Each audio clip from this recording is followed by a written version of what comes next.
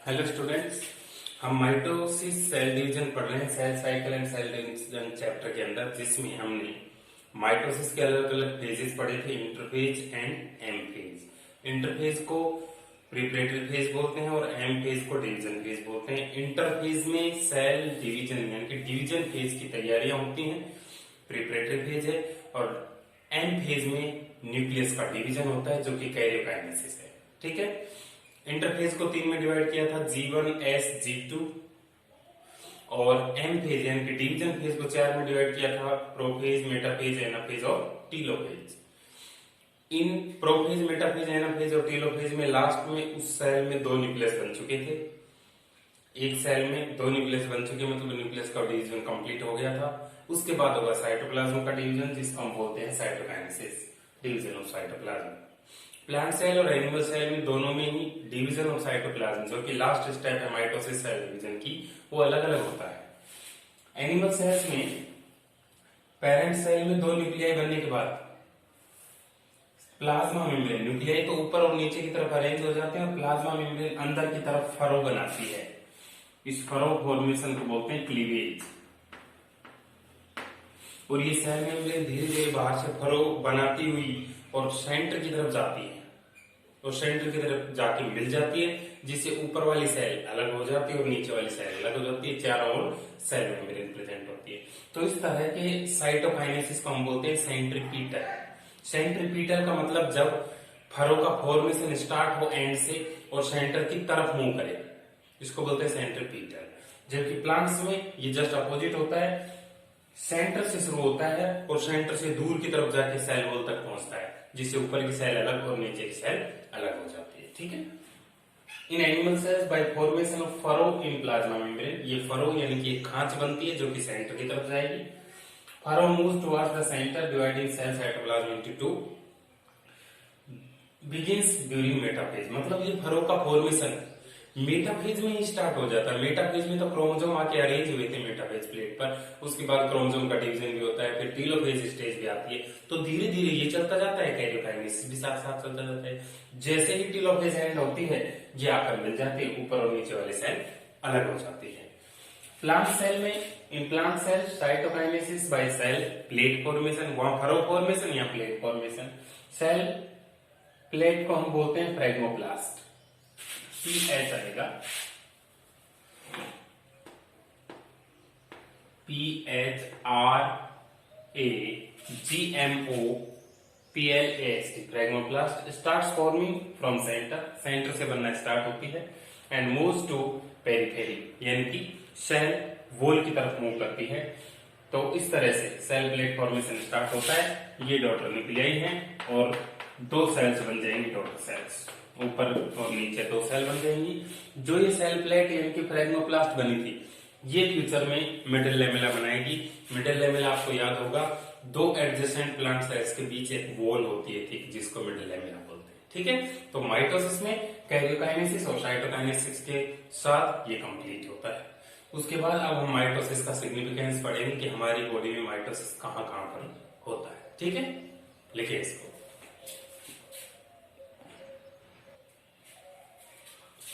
Significance of mitosis, क्या हमारी body में किस तरह से ये यूजफुल है mitosis.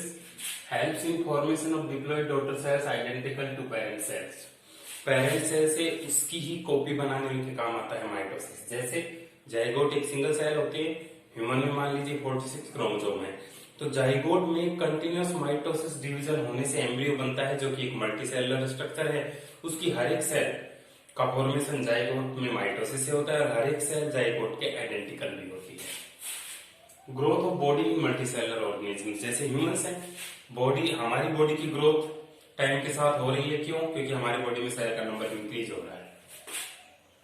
Maintain cell size and help in wound healing और repair of the tissues, cell size को मेंटेन करता है, क्योंकि मैंने बताया था what is reason of cell division. Cell division का रीजन क्या होता है? क्योंकि सेल साइज बहुत ज्यादा बड़ी हो जाती है, उस पर न्यूक्लियस का कंट्रोल कम हो जाता है। उस सेल साइज को मेंटेन करना भी माइटोसिस का काम है। Responsible for growth of plants throughout the life as meristems undergo continuous mitosis. हमने पढ़ा है कि प्लांट्स की ग्रोथ है वो थ्रू आउट द लाइफ होती रहती है। क्यों? क्योंकि उनकी special reasons for meristematic tissue होते हैं, उन मेरिस्टेमेटिक टिश्यू की सेल्स में कंटिन्यूअसली माइटोसिस सेल डिवीजन होता रहता है, जिससे नई सेल हमेशा प्लांट की बॉडी में ऐड होती रहती है।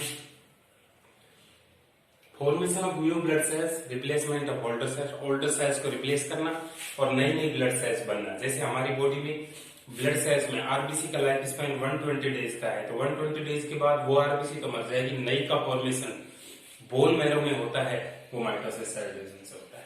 ठीक है, उसके बाद दो क्वेश्चन है, व्हाट इज मीन्ड बाय सिनसाइसियम और सिनोसाइटिक सेल। सिनोसाइटिक और सिनसाइसियम मतलब the cells in which karyokinesis is not followed by cytokinesis are called sinusotic cells. Such cells become multinucleated. ऐसे सेल्स जिसमें कैरियोकाइनेसिस तो हो गया लेकिन साइटोकाइनेसिस नहीं हुआ, तो कैरियोकाइनेसिस होने से एक से दो न्यूक्लियस तो बन गए, लेकिन वो सेल दो में डिवाइड नहीं हुई, इसका मतलब उस सेल में न्यूक्लियस का नंबर बढ़ जाएगा। तो ऐसी सेल जिसमें न्यूक्लियस का नंबर एक से ज्यादा होता है उनको सिनोसाइटिक सेल्स बोलते हैं। For example endosperm of coconut, coconut tender coconut में जो आप वाटर पीते हैं वो भी एंडोस्पर्म है, और मैच्योर होने के बाद जो व्हाइट पार्ट खाते हैं वो भी एंडोस्पर्म है। उनकी सेल्स के अंदर बहुत सारे न्यूक्लियस होते हैं, ठीक है, वो सिनोसाइटिक सेल्स होते हैं। मतलब उनकी सेल्स में कैरियोकाइनेसिस तो हुआ लेकिन साइटोकाइनेसिस नहीं हुआ। स्केलेटल मसल्स इन ह्यूमंस में हमने पढ़ा है, स्केलेटल मसल्स मल्टीन्यूक्लिएटेड होती हैं, और फंगल सेल्स कुछ फंजाई भी ऐसी होती है जिनकी हर सेल में न्यूक्लियस का नंबर एक से ज्यादा होता है। व्हाट इज माइटोटिक पॉइजन और mitotic inhibitor, name the source plant. Mitosis को जो स्टॉप कर दे उसका नाम है colchicine, COLCHICINE, colchicine mitotic poison है जो कि प्लांट से ऑब्टेन करते हैं। कोलचिकम ऑटमनेल, AUTUMNALE, ऑटमनेल, ये प्लांट है जिसको अंडरलाइन भी करना है आपको।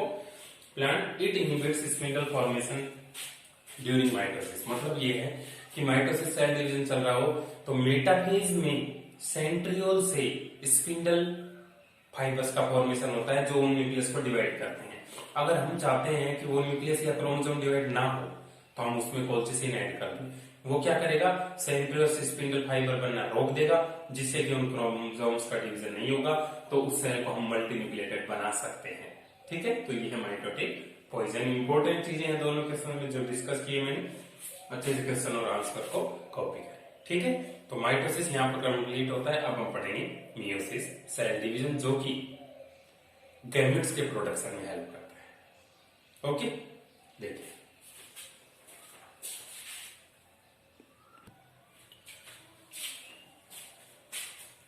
Next cell division meiosis. Meiosis start करने से पहले आप एक और क्वेश्चन लिखें। क्वेश्चन है what are differences between interphase and M phases of cell division.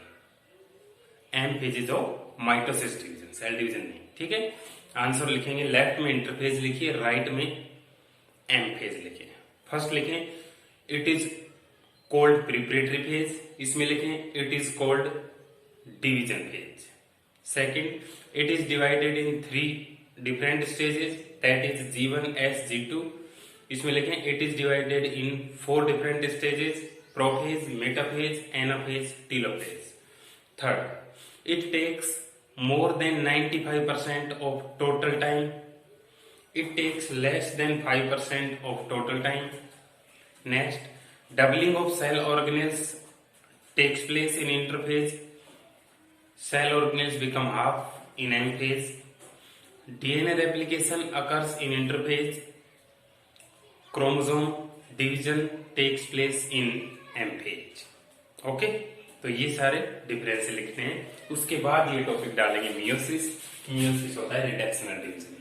Equational division वो होता है जिसमें पेरेंट सेल डिवाइड करके डॉटर सेल बनाए और पेरेंट एंड डॉटर सेल में नंबर ऑफ क्रोमोसोम सेम रहे। रिडक्शनल डिवीजन वो होता है पेरेंट सेल जिसमें डॉटर सेल बनाए और पेरेंट सेल से क्रोमोसोम का नंबर डॉटर सेल में आधा हो जाए, वो होता है रिडक्शनल। तो मियोसिस एक रिडक्शनल डिवीजन है जो mainly occurs in the organisms which reproduce sexually by forming gametes।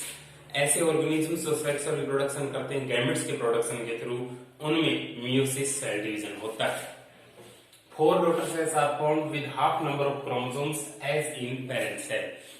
Parent cell के कंपैरिजन में क्रोमोसोम का नंबर आधा हो जाता है और टोटल सेल्स बनती हैं 4 daughter cells. For example 46 chromosome है ह्यूमन में, अगर मियोसिस होगा तो उससे गैमेट बनेंगे, हर एक गैमेट में नंबर ऑफ क्रोमोसोम 23 आएगा।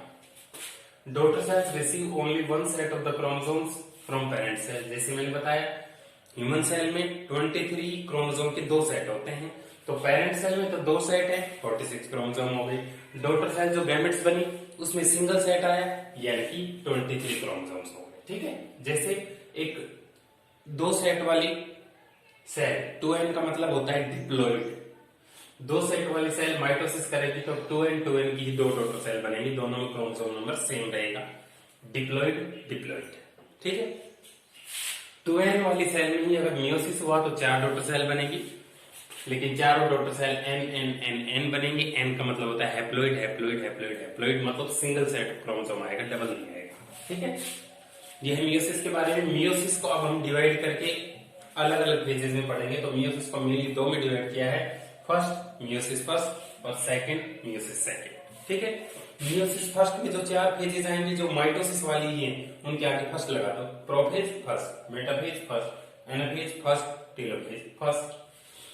और मियोसिस सेकंड में आएंगी, उनके सेकंड लगा दो। Prophase second, metaphase second, anaphase second, telophase second.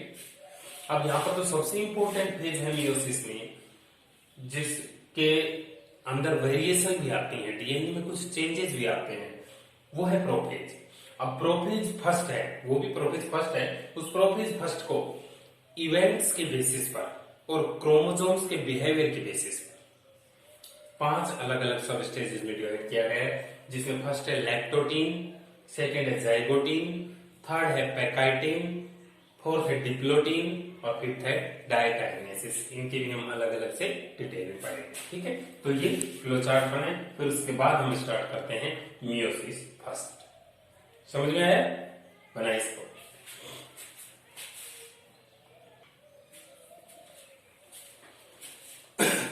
Meiosis जो कि रिडक्शनल डिवीजन है, उसमें मियोसिस फर्स्ट में 4 फेजेज होंगी, prophase first, metaphase first, anaphase first और टेलोफेज फर्स्ट। पहली है प्रोफेज फर्स्ट।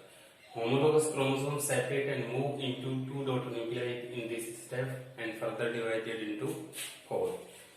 इस पूरी स्टेप में क्या होगा, जैसा प्रोफेज माइटोसिस में हो रहा था, क्रोमोसोम क्लियर भी होंगे और क्रोमोसोम्स आकर मेटाफेज प्लेट पर अरेंज भी होंगे, लेकिन अरेंजमेंट थोड़ा सा अलग होगा। थोड़ा सा अलग कैसे होगा कि आप याद करें, डायग्राम देखें माइटोसिस के मेटाफेज का, जिसमें क्रोमोसोम इस तरह से अरेंज हुआ था कि उसके बीचों बीच मेटाफेज प्लेट गई थी। एक आर्म ऊपर रह गई थी और एक आर्म नीचे रह गई थी। ठीक है, तो 46 के 46 क्रोमोसोम उस मेटाफेज प्लेट पर इस तरह से अरेंज हुए थे, फिर आधा टूट के ऊपर चला गया, आधा नीचे चला गया था। ठीक है, यहां पर मेटाफेज फर्स्ट में क्रोमोसोम्स का अरेंजमेंट कुछ इस तरह से होगा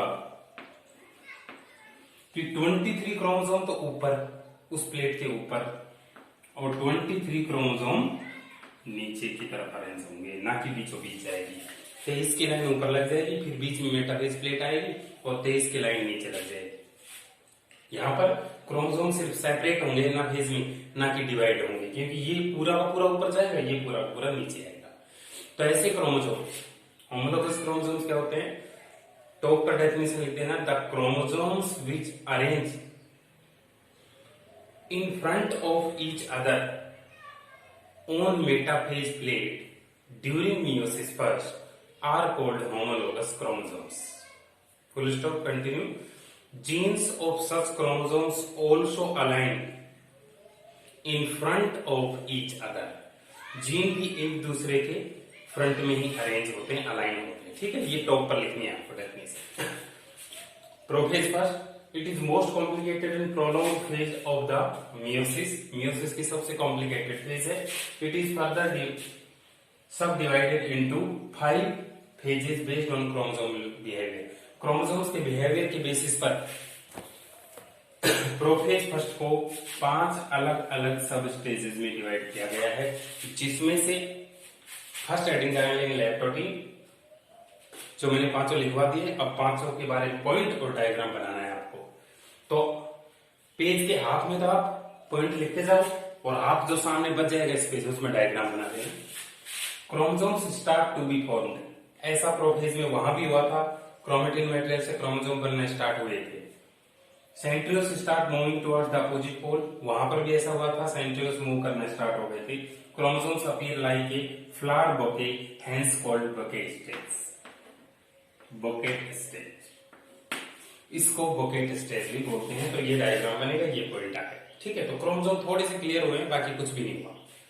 जाइगोटी, homologous chromosomes pair up, such pairing is called synapsis. मैंने वहां पर बताया था कि जो क्रोमोसोम मेटाफेज प्लेट के ऊपर जाकर अरेंज होने वाले हैं वो आपस में आके पेयर बनाने लगते हैं। इस पेयर बनाने के प्रोसेस को सिनेप्सिस बोलते हैं। The complex form by synapsis is called synaptonemal, और पेयर बन जाएगा तो वो कॉम्प्लेक्स बन गया synaptonemal complex. Such chromosomes are called bivalent chromosomes और टेट्राड। हर एक क्रोमोसोम में एक दो, दोनों साइड में दो क्रोमेटिड हैं, इसलिए इनको बाइवैलेंट क्रोमोसोम बोलते हैं। और दो इधर चार हो जाएंगे, इसलिए इनको टेट्राड भी बोलते हैं। तो ये कैरेक्टरिस्टिक जाइगोटीन के हैं। तो मियोसिस हमने स्टार्ट कर दिया है और मियोसिस में लैब प्रोटीन जाइगोटीन हो गई है। नेक्स्ट लेक्चर में मियोसिस और ये चैप्टर कंप्लीट हो जाएगा। आप इसको अच्छे से समझते हुए चले। मैंने पहले भी कहा कि 11th और 12th के हर चैप्टर में बार बार मियोसिस और माइटोसिस सेल डिवीजन का डिस्कशन आने वाला है, ठीक है। आप इसको अच्छे से लिखें, अच्छे से समझते हुए करें। कल नेक्स्ट लेक्चर में हम स्टार्ट करेंगे तीसरी stage packet. Okay, thank you.